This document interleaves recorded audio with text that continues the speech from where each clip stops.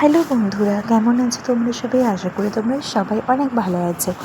আজ কিন্তু লাঞ্চে মা করেছিল আমার ফেভারিট উচ্ছে ভাজা, মাটন, সাদা ভাত আর চাটনি।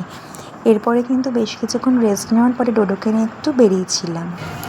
মামা তাকাও তাকাও, তুমি বেড়ে যাচ্ছ, বেড়ে যাচ্ছ। কোথায় যাচ্ছ বেরু? কি খাচ্ছিস তুই? তুই কি চিংগান খাচ্ছিস? মামা একটু ওকে টাটা করে দাও। ওই যেহেতু আগামীকাল থেকে ক্ষীরের মেলা হবে মহোৎসবতলা ঘাটে, তাই জন্য কিন্তু জায়গায় জায়গায় জলছত্র বসেছে। জলছত্রতে কিন্তু মানুষজনদেরকে কিন্তু শরবত, ঠান্ডা জল, বাতাসা, লাড্ডু এসব দেওয়া হয়।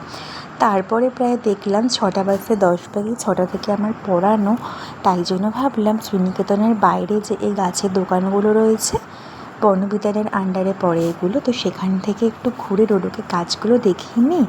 কালারফুল যেহেতু অনেক, ওর বেশ ভাল লাগবে। আর সেই মতনই দেখলাম ডোডো কিন্তু অনেক মজা পেয়েছে।